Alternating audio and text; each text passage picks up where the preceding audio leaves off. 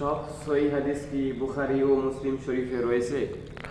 যে আপনি যে প্রশ্নটা করলেন যে সব সহিহ হাদিস কি বুখারী মুসলিম রয়েছে, তো দেখেন এই ক্ষেত্রে বিষয় হলো যে বুখারী মুসলিমে যেগুলো রয়েছে এগুলো সহিহ, কিন্তু বুখারী মুসলিম ব্যতীত আরও অন্যান্য হাদিসের কিতাবে সহিহ হাদিস রয়েছে।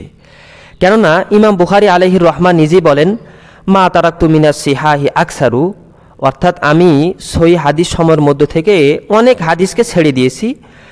তাহলে এখন প্রশ্ন হলো, ইমাম বুখারী আলাইহির রহমা কতটি হাদিস বুখারী শরীফের মধ্যে উল্লেখ করলেন আর কতটি ছেড়ে দিলেন?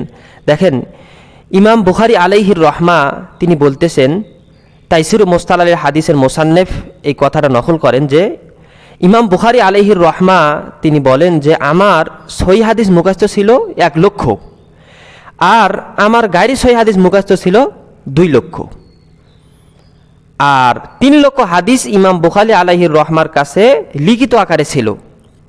তো দেখেন, ইমাম বুখারী আলাইহির রহমার কাছে মোট 6,00,000 হাদিস ছিল। তো এই 6,00,000 হাদিসের মধ্য থেকে ইমাম বুখারী আলাইহির রহমা এক বর্ণনা মতে তার বুখারী শরীফে হাদিস উল্লেখ করেন 7,275টি হাদিস, এটা সহিহ।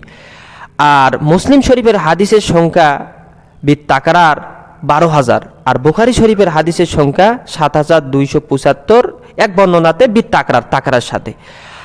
তো বুখারী মুসলিম সহিহ, কিন্তু বুখারী মুসলিম ব্যতীত আরও অন্যান্য কিতাব রয়েছে, এগুলোতে সহিহ হাদিস রয়েছে। কিন্তু গ্রামের মানুষ যারা, সাধারণ মানুষ যারা আলেম না বা মাদ্রাসা তালেব ইলম না, তাদের ধারণা মতে যে বুখারী মুসলিমেই সব সহিহ হাদিস রয়েছে, কিন্তু বিষয়টি এমন নয়। বরং বুখারী মুসলিম ব্যতীত আরও অন্যান্য কিতাবেও সহিহ হাদিস রয়েছে, যেমন সহিহ ইবনে হিব্বান, সহিহ ইবনে খুজাইমা এবং সুনানুদ দারাকুতনি ও সুনানুদ দারমি ইত্যাদি গ্রন্থে সহিহ হাদিস রয়েছে।